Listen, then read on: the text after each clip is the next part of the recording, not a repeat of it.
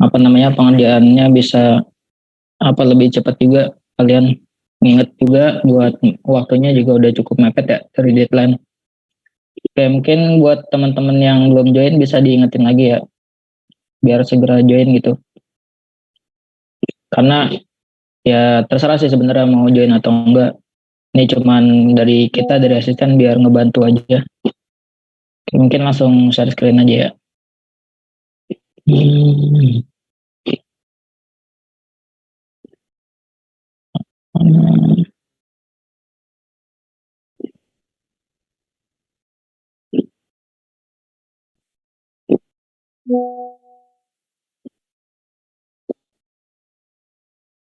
Udah kelihatan belum share screen-nya?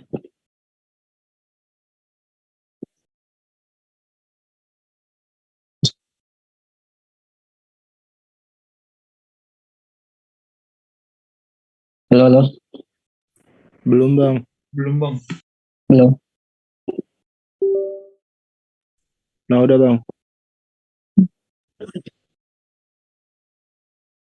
Enggak ngeliat. Udah ya. Oke. Hmm. Ngelik, ngelik.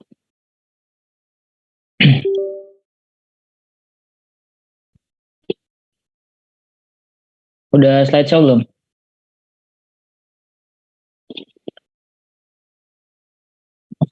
Udah San, udah. Udah ya. Oke, aja lah biar nggak terlalu ngelik. Oke, jadi buat di bab 6 ini kita temanya tentang perancangan emplacement jalan rel ya. Nanti kalau misalkan gua pas ngejelasin ada putus-putus gitu bisa diinfoin ya. Bisa lewat apa on mic atau dari chat gitu. Kayak buat bab 6 ini tentang perancangan emplacement jalan. Mungkin ya kalian juga mungkin udah masuk atau belum, kurang tahu materinya tentang perancangan emplacement jalan ini di kelas atau belum gitu. Oke, lanjut.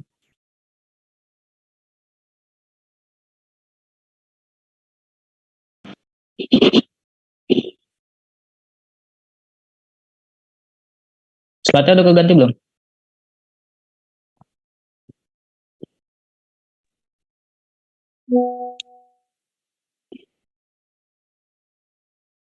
Belum.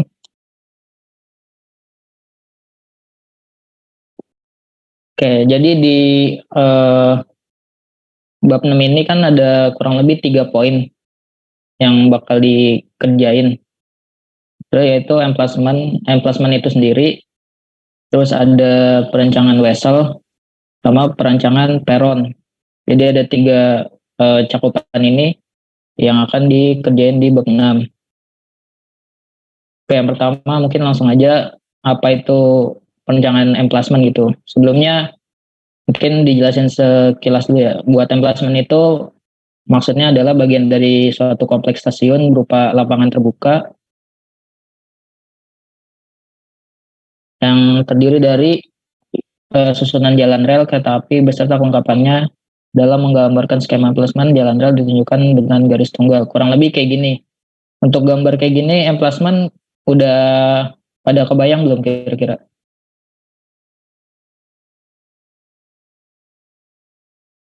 Udah ada yang tahu contohnya kayak di mana gitu mungkin?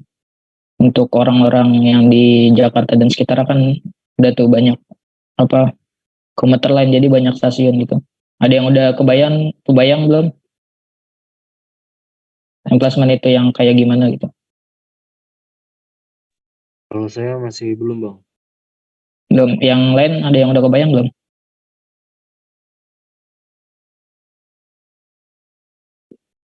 Kalau materi kelas kalian udah masuk ke emplacement atau belum ya?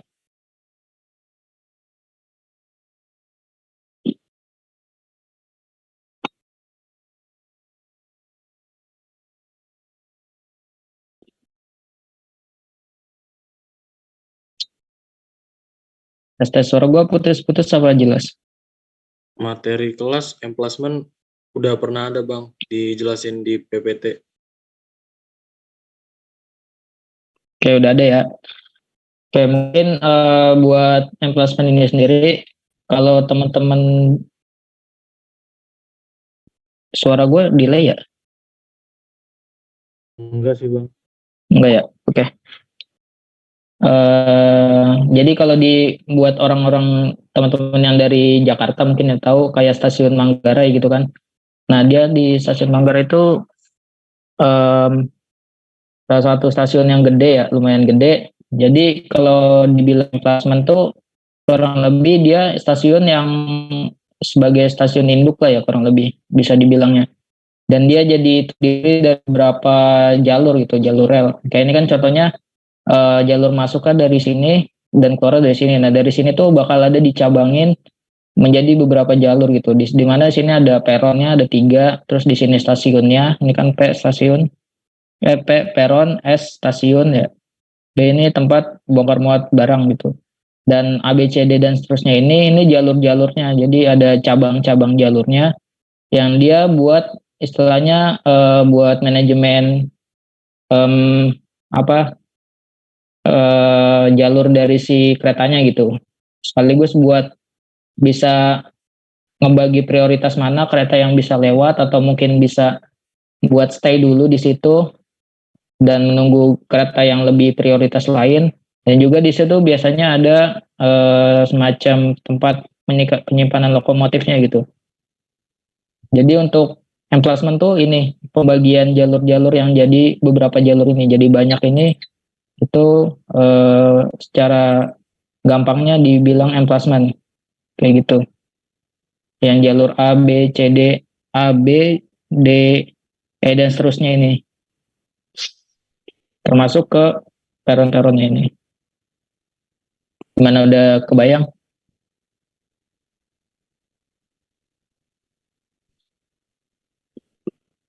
Oke, mungkin lanjut aja. Oh ya sebelumnya jadi buat di emplacement ini kan dia jenisnya itu tergantung dari stasiunnya gitu. Ada stasiun kecil, sedang dan besar gitu. Itu bergantung juga dari aktivitas rangkaian yang beroperasi di situ gitu. Jadi semakin banyak aktivitasnya atau istilahnya jadwal atau jumlah kereta yang lewat ke situ banyak, nah dia bakal semakin besar jenis apa namanya stasiunnya. Sedangkan kalau misalkan operasi kereta yang lewat di situ cuma sedikit, nah itu jadi cuma butuh stasiun kecil. Jadi kayak gitu, tergantung dari demand atau kebutuhannya. Yang selanjutnya itu perancangan wesel. Nah, kalau wesel ini merupakan bagian jalan rel yang berfungsi untuk mengalihkan kereta dari satu sepur atau jalur ke sepur atau jalur yang lainnya. Nah, wesel ini istilahnya kayak tikungan buat keretanya, kurang lebih kayak gitu. Kalau di emplacement, posisinya, kalau digambarin tadi itu, ada di ini titik-titik sini, di sini, istilahnya percabangan ya. Percabangan dari jalur kereta, yaitu wesel. Nah, wesel ini ada beberapa jenis. Yang pertama ada wesel biasa. Nah, wesel biasa di sini contohnya ada wesel biasa yang kiri. Nah, ini kan dia belok kiri. Terus ada wesel biasa kanan. Terus ada juga jenisnya wesel biasa yang dalam lengkung gitu. Jadi dia belok gitu sistemnya. Kalau tadi kan ke lurusan.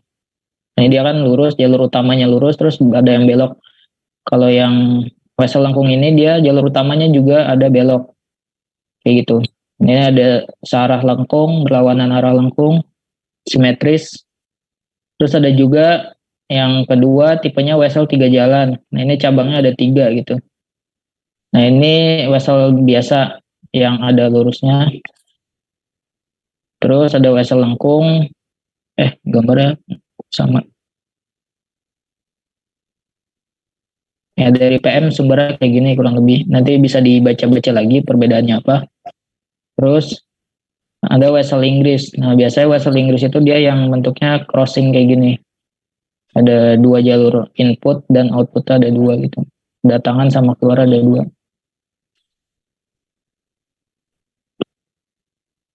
Terus selanjutnya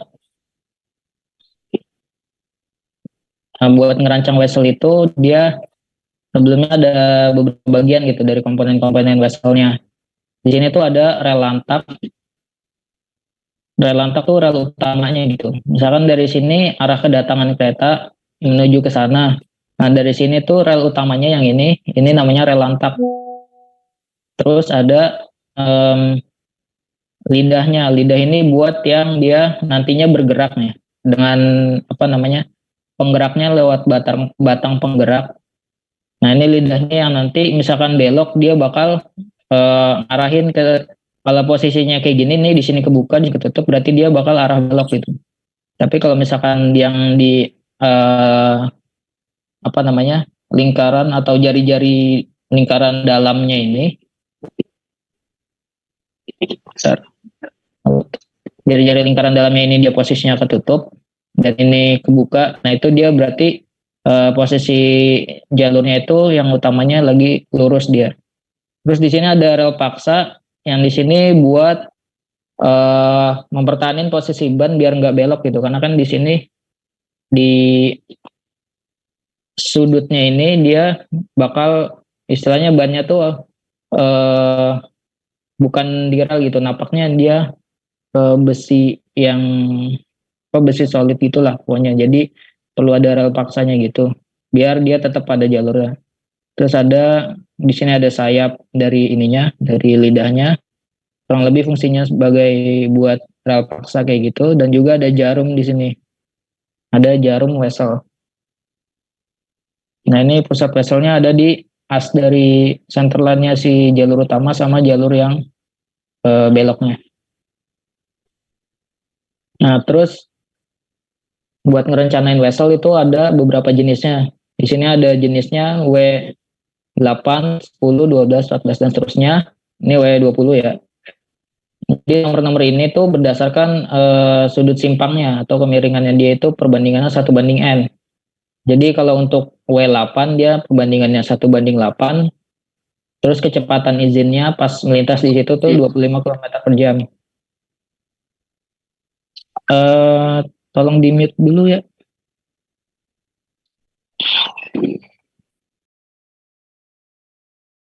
Oke. Ini berdasarkan sudutnya gitu perbandingan ininya dari nomor weselnya ini. Nah, sudutnya yang mana? Jadi nih untuk si ininya apa namanya? Dia kemiringan centerline jalur utama sama jalur yang belok. Nah, di sini itu perbandingan sudutnya itu 1:1 berapa tergantung dari nomor wesel yang kita rencanain. Nah, untuk nomor wesel yang direncanain berapa itu sejauh ini yang saya tahu belum ada ketentuannya. Jadi terserah dari teman-teman ngerancanainnya mau pakai tipe berapa gitu. Cuma yang umum dipakai itu kalau nggak salah yang W12 apa yang biasa dipakai. Nah, untuk perhitungannya ini jadi dia tuh ada jarak-jaraknya. Mungkin ini sekilas di PPT-nya ntar dijelasin juga cara buat ngegambarnya. Ini ada jarak dari rel lidahnya nih sampai ke perpotongan sepurnya atau arah jalur utama sampai dia jalur beloknya. Jarak B dari apa nih pertemuannya ini sudut pertemuan sampai ke jarum, pangkal jarum. Nah yang ini sampai dia di akhir weselnya itu, jarak akhir weselnya. Terus ini ada beberapa perhitungan weselnya bisa dibaca juga di PM gitu kan. Ini ada nih di gambar 3.28 bisa dicari. Ini kalau pengen ngitung jarumnya, panjang P-nya ini, dia rumusnya ini B plus C dibagi 2 kali tangan alfa per 2. Di mana P-nya di sini udah dijelasin lebar kepala rel, C-nya lebar kaki rel. Nah, B sama C ini tergantung jenis rel yang kalian pakai gitu, yang udah kalian rencanain di bab 5. Jadi yang bab 5-nya belum, apa yang pengerjaannya belum sampai bab 5, dikerjain dulu bab 5-nya. Itu sambilan biar bisa ngitung bab 6 ini. Terus dikurang D jarak antar siar ini dia 35 mili. 35 mm jarak celahnya ini. Terus ada panjang lidah. Panjang lidah tadi yang dia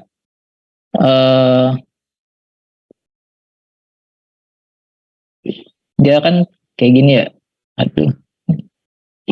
Tunjukin aja.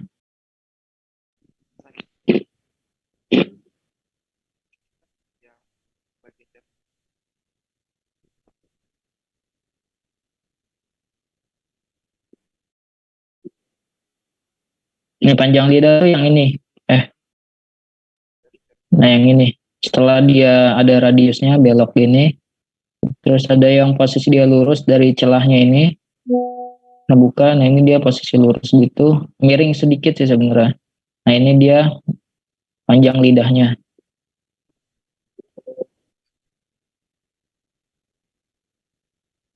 Perancangan lidah ada 2 metode. Dia ada yang lidah berputar sama lidah berpegas.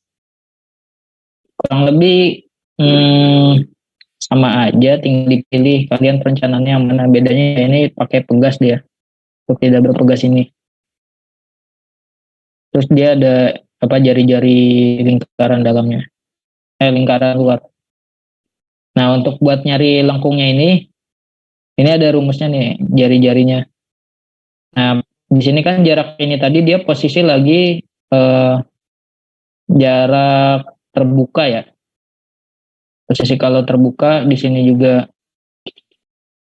Ini posisi dari lidahnya kalau kondisinya kayak gini. Kita lihat coba. Nah, posisi kayak gini dia kan berarti sisi luar, ini kan sisi luar. Kalau belok ke sini berarti sisi luar, ini sisi dalam. Ini posisi sisi luar lagi terbuka nih. Lagi terbuka, dia berarti jaraknya ini 125 mili. 125 mili. Nah ini dia kalau posisi tertutup sebenarnya ada jaraknya. Dia cuma 35 mili, jadi rapat gitu, nggak terlalu kelihatan. Kayak gitu, jadi ntar posisinya kalau dia mau belok, berarti ini ketutup, yang sini dia buka ke dalam gitu. Yang ininya buka ke dalam, jadi dia bakal jalurnya lurus.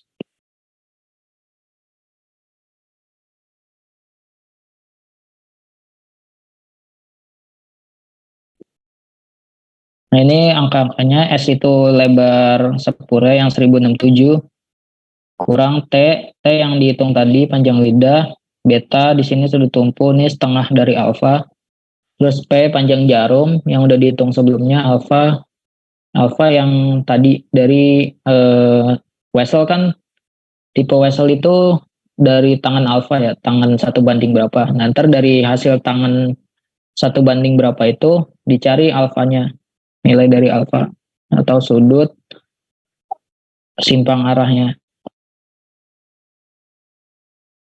Oke, itu buat Wessel.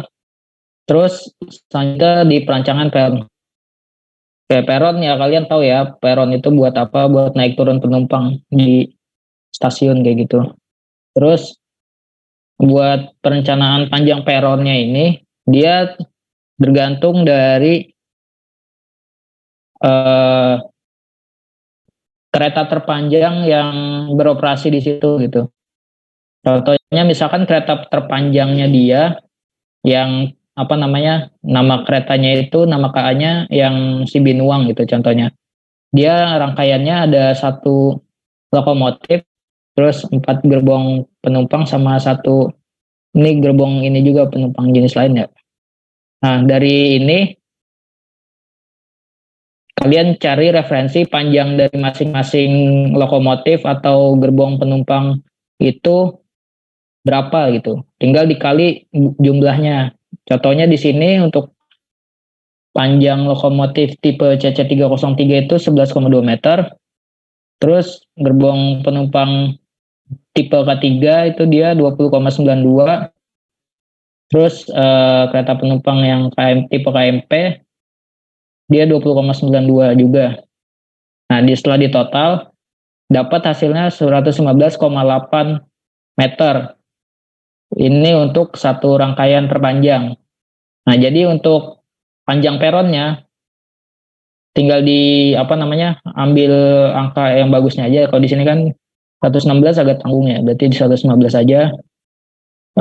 Terus ditambah 20 meter buat jarak amannya. Jadi di ujungnya tambahin 10 meter sama 10 meter. Nah, baru dapat panjang peronnya itu 135 meter. Nah, terus buat lebar peron itu rumusnya ini. B sama dengan 0,64 meter persegi. Ini itu luasan badan orang gitu. Luasan badan orang per orang itu kurang lebih kan 80 cm ke 80 cm, jadi 0,64 meter persegi dikali volume di sini, volume penumpang per jam dalam 1 tahun gitu. Volume penumpang tahunan cuma yang dalam jamnya gitu. Istilahnya contohnya di suatu stasiun itu volume penumpangnya setahun itu ada 5 juta gitu. Nah, dari 5 juta per tahun itu berarti kalian konversi ke dalam hari. Berarti dibagi 365 dibagi 24 jam. Nah, dapat volume penumpang per jam, bukan per jam. Gitu. Nah, untuk selanjutnya dikali sama load factor ini 80% atau 0,8. Dibagi panjang peron yang udah kalian hitung tadi. Gitu. Tapi untuk tugas besar jalan rel kita ini kan data penumpangnya itu dari data sekunder ya, data sekunder yang udah disiapin sama asisten. Datanya cuma berupa beban rangkaian atau beban masing-masing gerbong kereta sama lokomotifnya gitu. Nah, sekarang kalian untuk tugas ini V-nya yang dicari itu pakai dengan cara ini aja, asumsiin semua ya kereta penumpang yang beroperasi itu kondisinya penuh. Kalau satu gerbong penumpang itu kan kapasitasnya 50 orang. Nanti kalian cari ya 50 dikali berapa gerbong kereta tuh di pembagian kelompok kalian ada berapa gerbong kereta. Nah, udah dapat itu kan berarti bukan per tahun lagi, per hari, karena kalian kan datanya itu untuk per hari yang lewat berapa. Misalkan 30 rangkaian. Nah, 30 rangkaian itu misalkan penumpang semua. Berarti 30 rangkaian itu yang berapa per hari, bukan per tahun. Nah, tinggal dibagi, kalau per hari dibagi 24 aja, 24 jam. Berarti per jamnya dapat berapa nanti. Kayak gitu. Itu untuk panjang peron sama lebar peron. Oke, ini untuk perancangan peron. Perancangan peron, sebenarnya untuk jarak-jaraknya ini masih perlu kalian hitung lagi, tapi kurang lebih bentukannya nanti bisa dibuat kayak gini aja. Gitu. Untuk ininya bisa dibuat kayak gini. Oke, sebelum masuk ke perhitungan, ada yang mau ditanya nggak? Atau perhitungan dulu aja, baru ntar kalau ada yang mau nanya.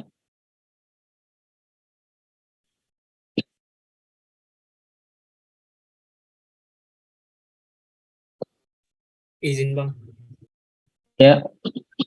Mungkin saya ingin bertanya terkait yang jumlah penumpang tadi, bagaimana ya Bang? Oke, jumlah penumpang. Jumlah penumpang, kan kalian dapat jumlah rangkaian, berapa rangkaian kan dalam satu hari itu. Kemarin kan nyusun di tonase tuh kan ada tuh. Kalau yang asisten gue itu semuanya 30 rangkaian. Nah, dari 30 rangkaian itu dilihat yang penumpang ada berapa gitu. Nah, yang bukan kereta penumpang dia nggak dihitung. Dan misalkan ada 20 rangkaian kereta penumpang. Nah, dari 20 itu dicek lagi gerbong penumpangnya masing-masing rangkaian ada berapa. Udah dicek masing-masing ada berapa, gitu, terus dikali 50. 50 sebagai asumsi dia itu penumpangnya full terus gitu. Kan kapasitas satu gerbong itu 50. Jadi dalam satu rangkaian ada berapa gerbong penumpang, dikali kapasitas maksimumnya, baru dikali berapa jumlah rangkaiannya tuh. Kan masing-masing rangkaian beda-beda juga kan jumlah gerbong penumpangnya. Nah, ntar diakumulasiin baru dapatnya berapa. Total itu dijadiin sebagai volume penumpang per hari. Jadi kayak gitu. Ntar diubah lagi ke dalam volume penumpang per jamnya. Gimana? Baik Bang, terima kasih Bang.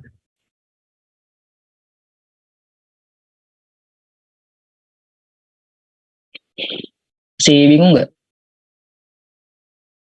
Udah aman sih Bang. Oke, ada lagi yang mau nanya sebelum masuk perhitungan?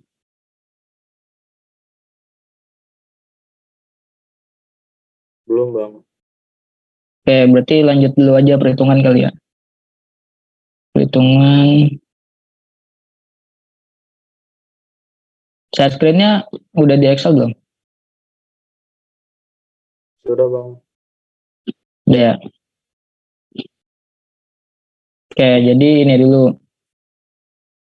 Kurang lebih datanya kayak gini. Apa buat perencanaan vessel sama peron kan yang digambar. Kalau emplacement secara gambar aja.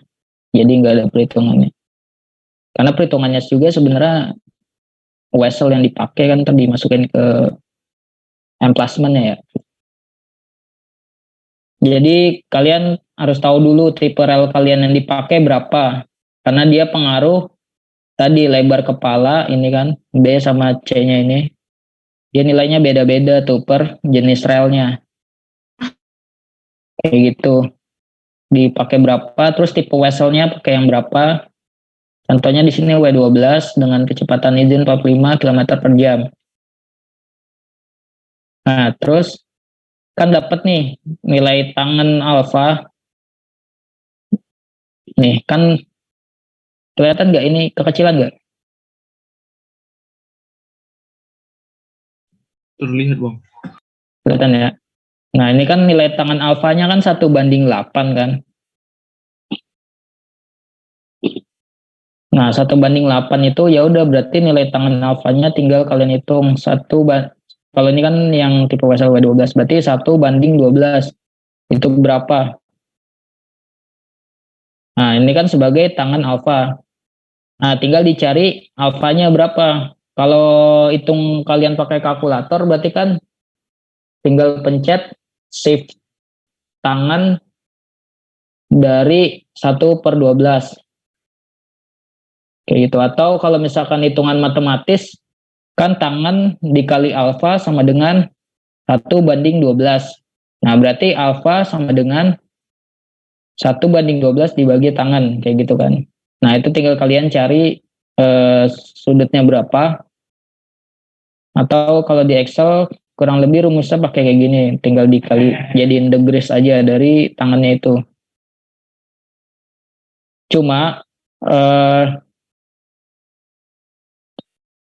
nggak tahu kenapa kalau di hitungan Excel ini dia hasilnya beda sama di perhitungan manual atau kalkulator. Coba kalian hitung pakai kalkulator deh berapa hasilnya dari alfanya kalau yang 1:12.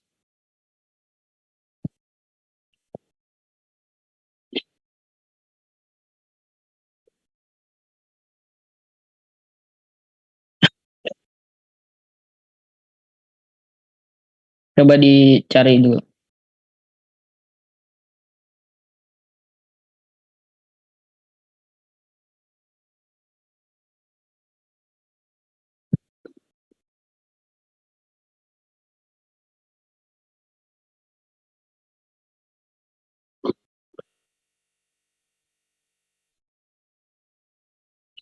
Ada yang ngitung nggak?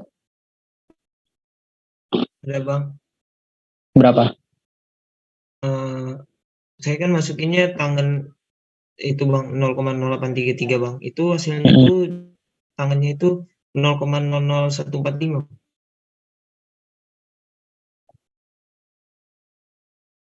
Berapa? 0,00145 bang. Coba bentar. Tangan dari 1:12 coba.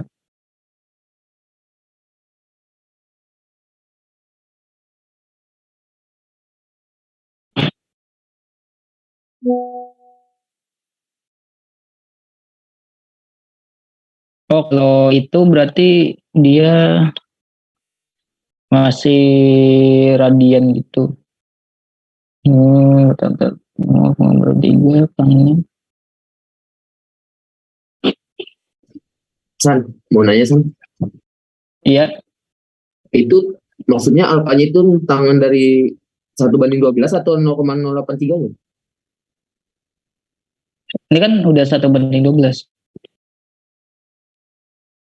Kan nilai tangan alfa itu, bentar, mana tadi? Ini kan tangan alfa ini dia nomor Weselnya ya. Nah, berarti nilai tangan alfanya ini sih hasil dari ininya 1:sekiannya. Kayak gitu. Kalau buat ngitung di HP itu langsung derajat ya masuk ya. Tapi kalau coba pakai kalkulator deh dalam kurungin gitu. Kalau nggak salah saya ingat gua dia hasilnya 4,76. Kalau Oh, pakai tahan tanding bisa. satu baru ketemu hasilnya 476. Dia tahan pangkat -1 kan ya, Bang? Oh iya, dibagi ini bukan tan dia jatuhnya. Karena kan nilai tannya itu udah si 0,083 ini. Dia tan apa? Tan inverse ya apa ya? Tan pangkat -1 gitu. Karena kan tadi 1:12 dipindah ruas gitu dibagi tan atau tan pangkat -1 kali 1:12 gitu. Jadinya 4,76 kalau nggak salah. Iya betul Chan. 4,76. Nah, ya jadi kayak gitu kan. Nah, ini sebenarnya kalau buat perhitungan nggak terlalu beda jauh gitu. Cuma buat mastiin aja kalian. Cuma nanti pas dicoba digambar dia pasti hasilnya bakal sama kayak ngitung di kalkulator gitu sudutnya. Kayak gitu. Nah, untuk di Excel ini biar gini aja nggak apa-apa sih kayaknya. Karena nggak beda jauh juga hasilnya sebenarnya. Beda di berapa mili doang. Nah, terus dicari sin alfanya sama cos alfanya. Kayak gitu. Untuk beta dia setengah dari alfa. Terus dicari juga sinnya sama cosnya. Terus udah dari itu kita kan nyari sekarang panjang jarum sama panjang lidahnya nih. Nah, panjang jarum rumusnya yang tadi ini datanya bisa dimasukin juga. D ini jarak siarnya atau celah dari jarum ke rel beloknya tadi ya. Dia ini jaraknya 35 mili. Terus untuk lebar kaki lebar kepala ini dari data jenis rel yang kalian pakai. Kalau di sini kan tadi R60, di sini dia R60 itu B-nya ini 150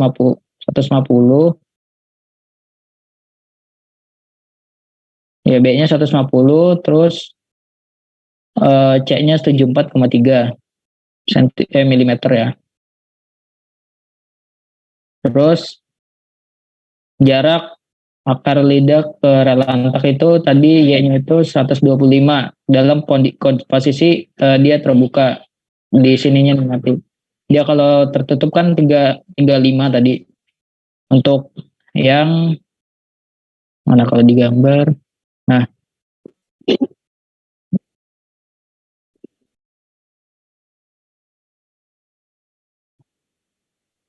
Nah, celahnya ini, kalau dia posisinya kebuka, dia 125 mili, kalau tertutup 35 mm. Kayak gitu. Ini alfa per 2 atau beta tadi kan, tannya dapat. Terus tinggal nyari P-nya, panjang jarumnya.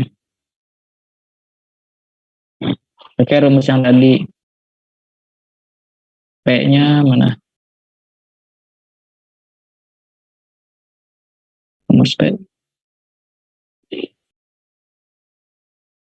Ya tadi ya, yang tadi di PPT gitu.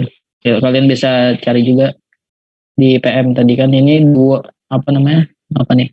Lebar B ditambah C dibagi 2 kali tan alfa per 2 dikurang D, ya kan? Rumusan tadi. Jadi cari D.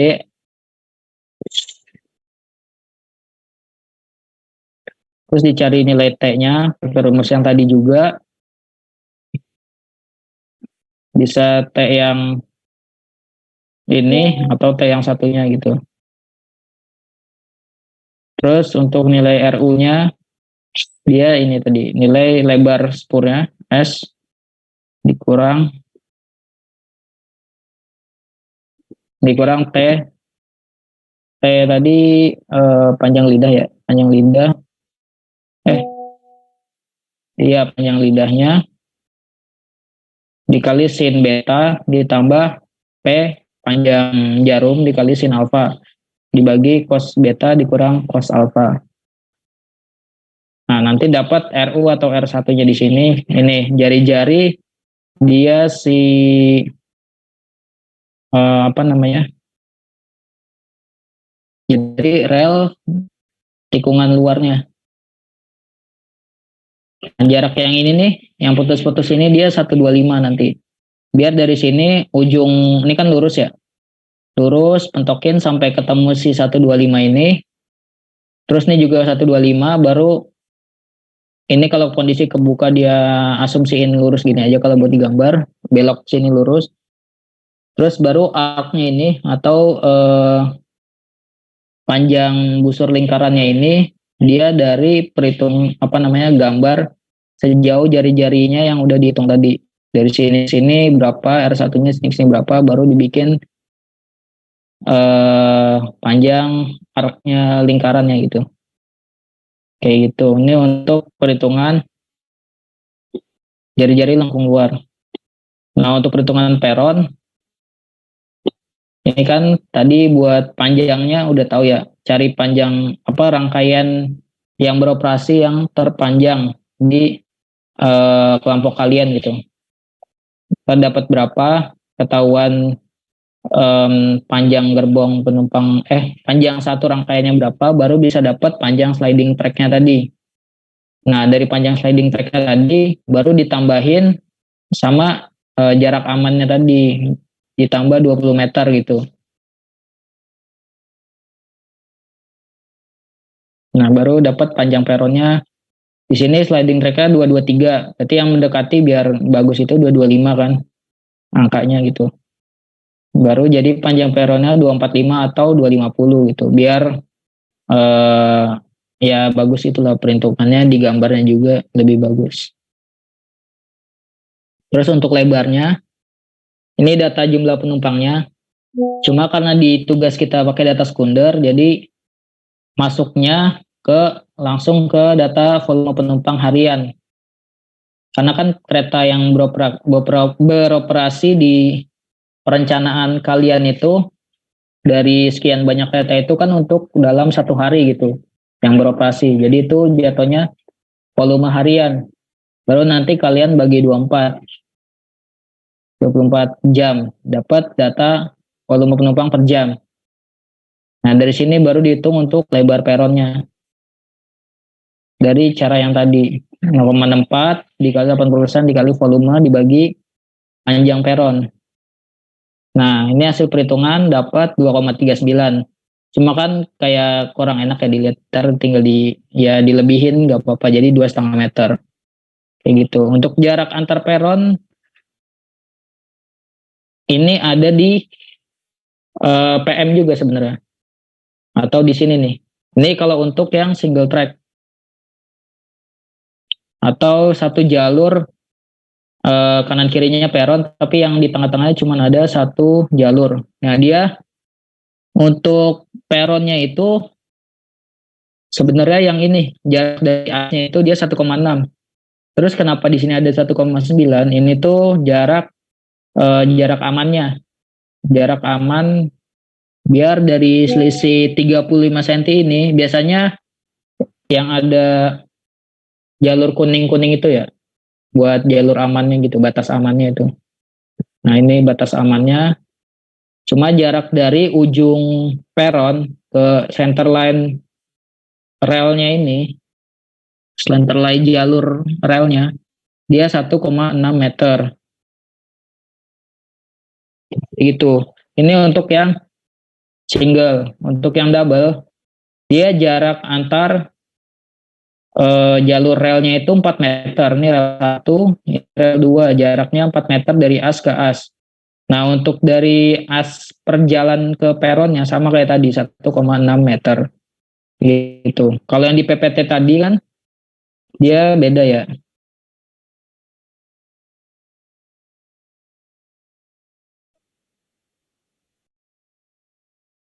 Nah, ini dia kan jaraknya 1,6. 1,6 ini udah benar, cuma jarak antar peronnya nanti disesuaikan sama yang TM tadi. Kayak gitu. Lebar peronnya juga disesuaikan sama hasil perhitungan kalian. Nah, untuk perhitungan kayak gitu. Yang perlu dihitung dari perencanaan vessel sama peronnya aja. Untuk perhitungan ada yang masih mau ditanya?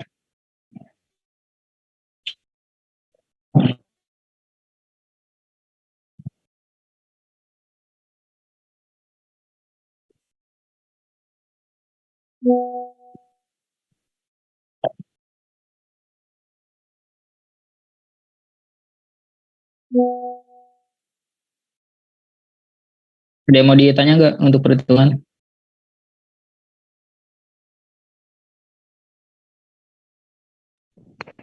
Untuk Iya, gimana?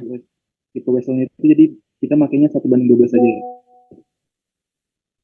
Itu sebenarnya nggak ada ketentuan, tergantung nanti dari asisten masing-masing aja. Kalau misalkan harus 1,12 atau bebas divariasiin, tergantung asisten masing-masing nanti.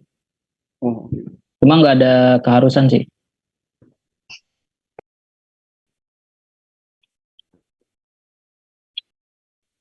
Ada lagi yang mau nanya? Atau yang masih belum kurang paham gitu?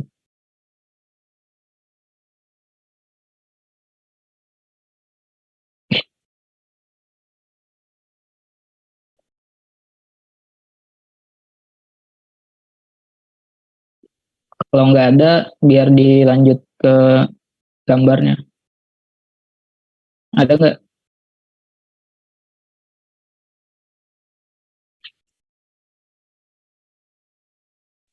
Mungkin bisa lanjut dulu, Bang. Lanjut ke gambar dulu aja ya. Kayak mungkin kira-kira kayak gini gambaran buat emplacement ya. Dia jalur masuk, terus belok. Nah, ini pertama kalian tentuin dulu nih. Aduh, balik lagi, bentar ya.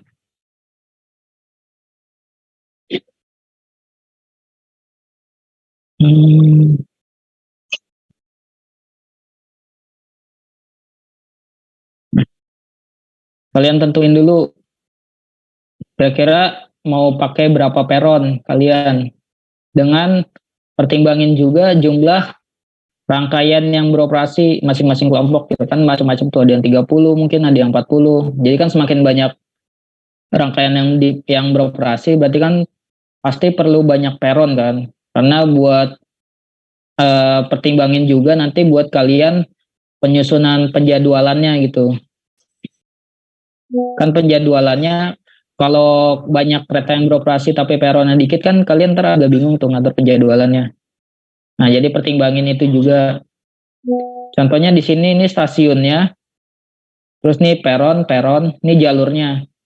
Nah, jaraknya ini pertama tentuin ini dulu, rencanain ini dulu pokoknya. Stasiun di sini kan sekaligus di sini ada peron ya, ada peron.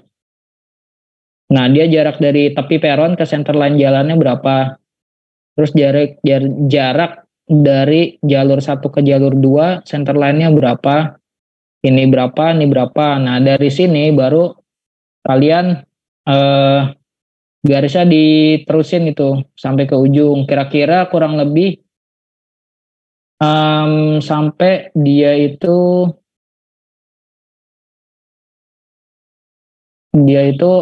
apa namanya?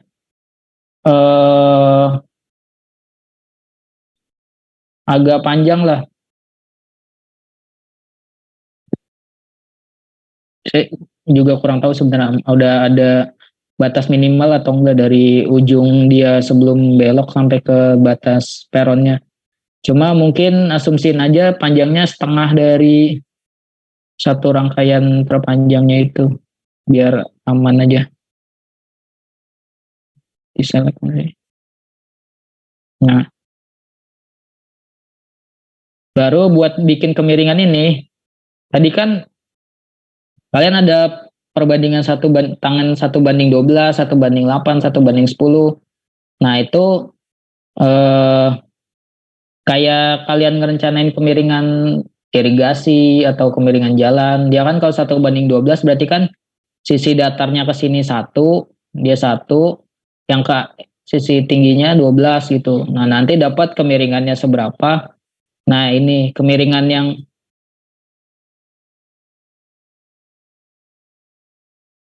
ini dipakai buat kemiringan belokan kalian. Kayak gitu. Nanti udah dapet kayak gini, kalau misalkan gambarnya benar, dia hasil derajatnya,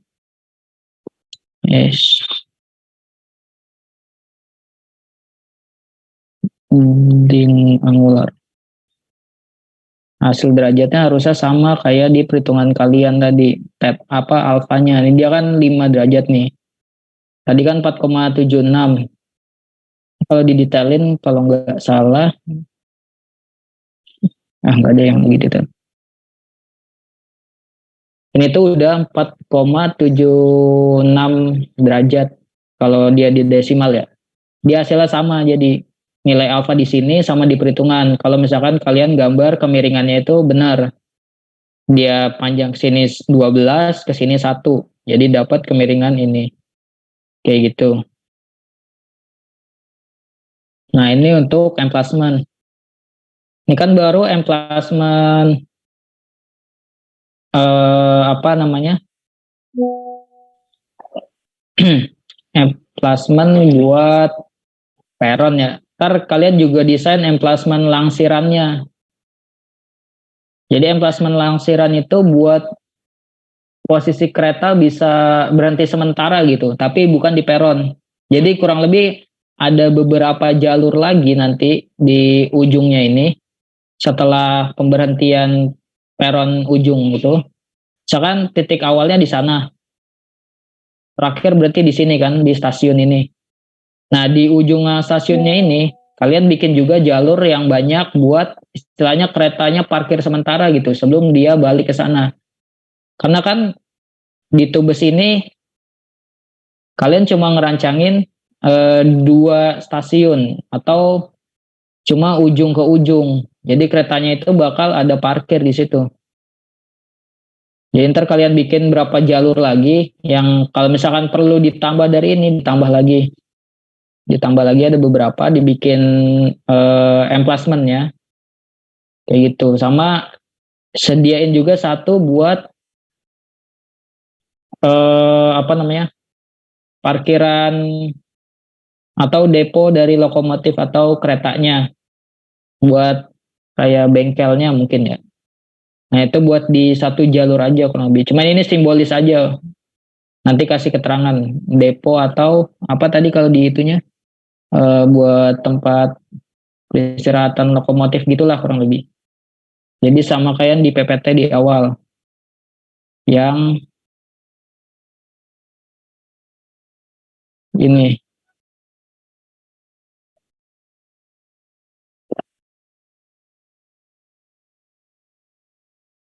Mana tadi yang plusnya?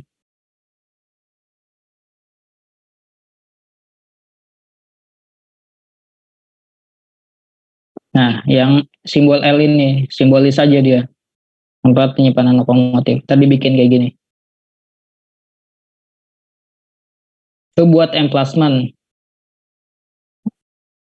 Terus buat rel, kalau buat rel ya bisa lah ya kalian gambar aja. Jangan jarak-jarak sesuai yang udah kalian hitung. Ini mana sih? Misalnya. Nah, buat jarak antar ini ke sini detailnya untuk ukurannya dikira-kira aja. Tapi buat ukuran tebel tepi peronnya bisa pakai dari sini.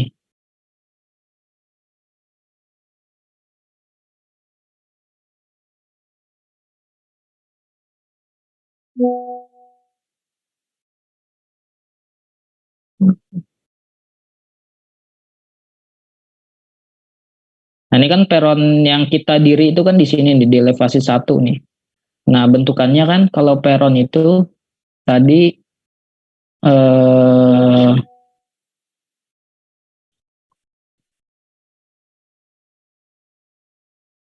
peron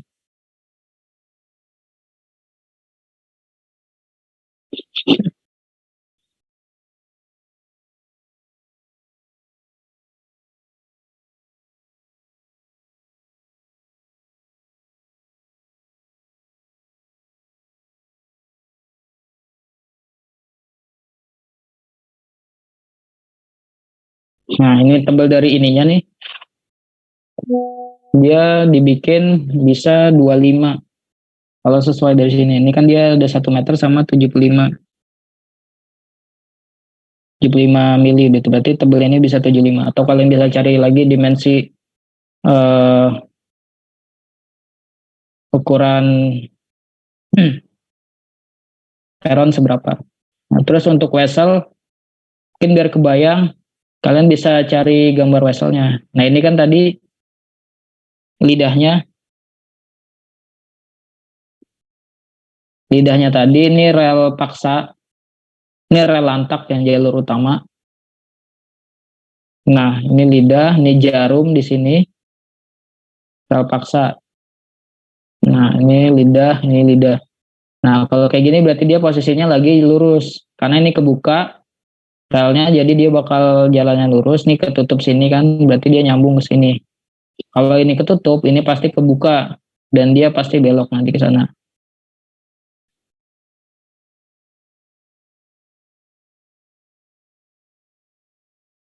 Itu untuk wesel. Terus cara gambarnya, kalian bikin centerline-nya dulu nih 2 ini, coba kita copy dari yang gambar emplacement tadi. Aduh nih keyboardnya agak jelek. Terus ini bisa di offset ya selebar gini, tengahnya dari 1067 sini ke sini, ini ke sini juga.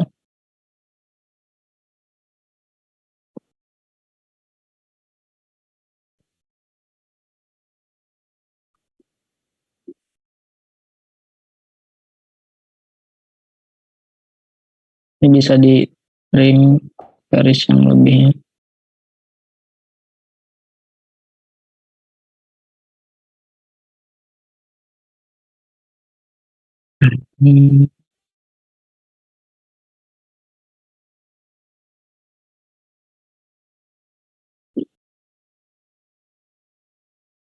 Kan kalau udah di offset dia bakal jadi kayak gini.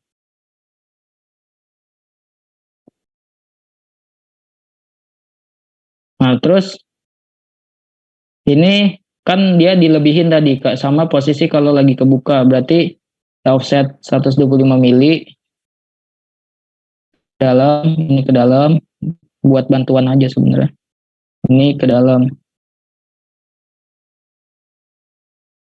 Nah, ini bisa diterusin. Nah, terus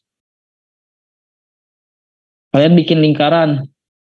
Bikin lingkaran dengan jari-jari sesuai rencana kalian tadi yang di perhitungan. Kalau di sini jari-jari lingkarannya itu dia 272,216 mili. Berarti ambil aja di sini pusatnya 272,216, ya kurang lebih gitu. Sebenarnya gede juga sih. Nah, ini bisa dipindahin ke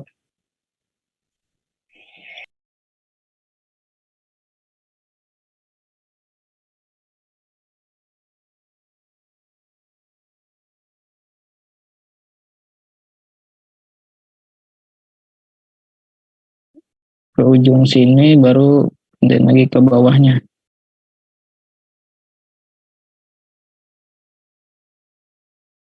Nah, atau enggak nih arahin ke bawah dulu, baru ntar yang perpotongan ini bisa kalian geser-geser, diketemuin itu.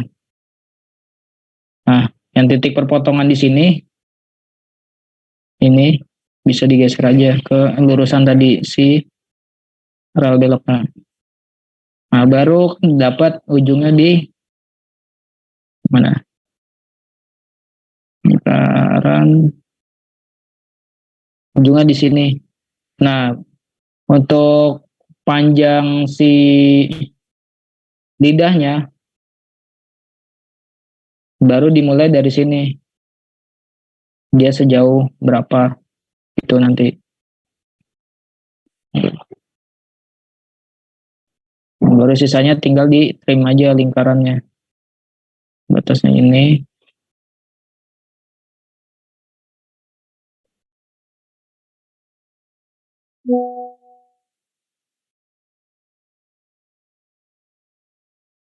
Nah, ini udah dapat segini.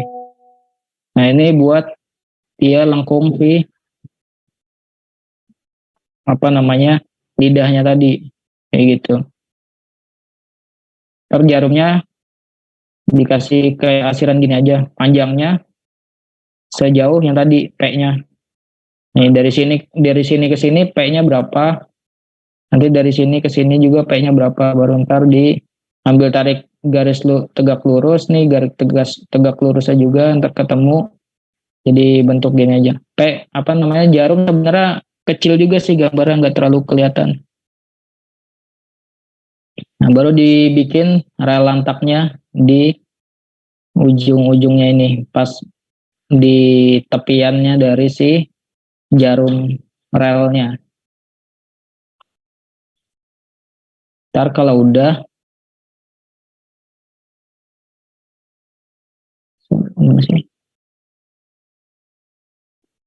baru ya di offset aja ke dalam sejauh ini lebar kepala relnya berapa.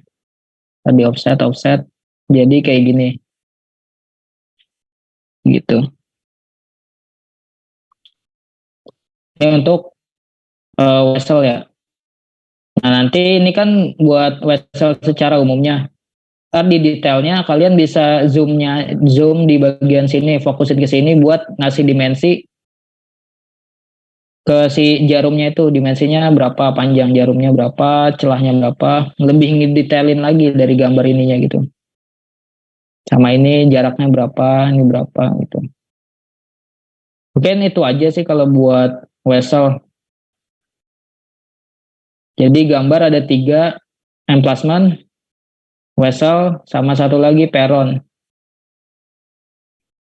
Oke, mungkin itu ada yang mau ditanya sebelum ditutup.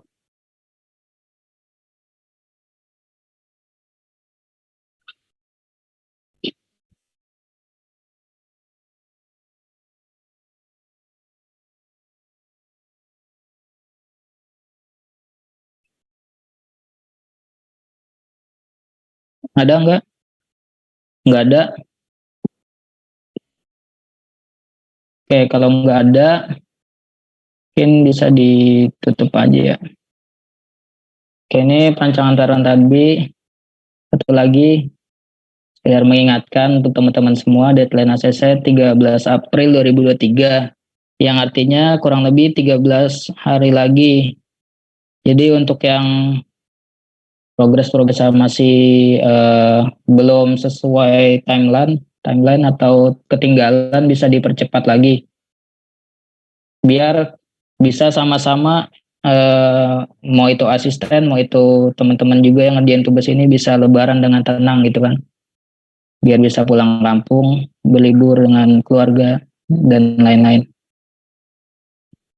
Mungkin itu kalau dari gua untuk tutorial bab 6 ini. Semoga ya bisa dipahami untuk yang menyimak. Alhamdulillah, kalau enggak juga ya nggak apa-apa, karena buat sifatnya buat ngebantu aja dari asisten. Ini tuh dari gue cukup sekian. Dari Bapak Koor ada yang mau disampaikan mungkin dari Ibnu? Recording stopped. Nggak ada sih, udah cukup. Paling tadi sebenarnya mau ngingetin timeline, cuma udah diingetin. Intinya kalau dari kami tetap gimana ya, udah diskusi juga sama Pak Michael juga, dan dari Pak Michael ditargetkan tanggal 13, yang artinya ya 14 hari lagi lah. 13 lah, kan ini 31 ya. Hari ini kalau dihitung 14 hari lagi. Jadi yang progresnya masih lama, silakan dikejar gitu. Karena kemarin juga udah diskusi, kalau memang akhirnya nggak ACC di tanggal segitu, nilainya E. Karena apa? Karena tugas kalian ini bobotnya 50% nilai mata kuliah kalian.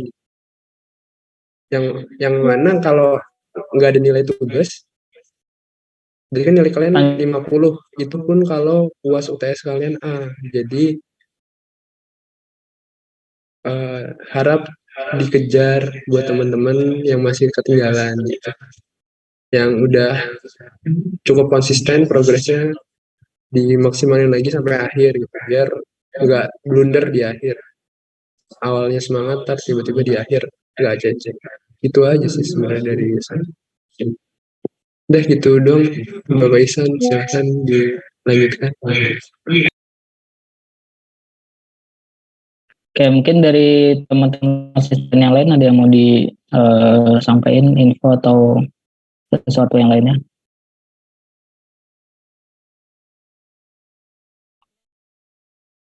Dari kami, Renata, Theo, atau mungkin gitu, dan lain-lain. Amil, ada Amin?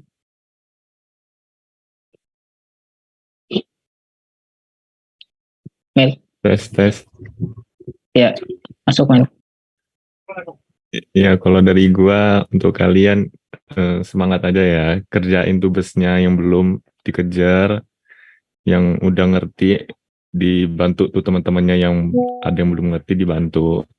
Kalian kan bisa diskusi per kelas atau ya buat kelompok belajar kan bisa, biar yang ketinggalan juga pada bisa ikut ngejar. Ya dari gua itu aja sih, San. Oke, makasih buat Kamil. Mungkin itu aja buat tutorial bab 6 malam ini. Ya, semoga bisa dipahami dan dilaksanakan gitu kan. Mungkin cukup itu aja. Makasih buat teman-teman yang udah nyempetin waktunya, udah ngeluangin waktu buat tutor malam-malam kayak gini, jam 9 sampai jam 10 sekarang nih. Makasih yang udah hadir. Gue tutup aja. Assalamualaikum warahmatullahi wabarakatuh. Selamat malam. Waalaikumsalam. Selamat malam, Bang. Makasih, Selamat malam Bang, terima kasih.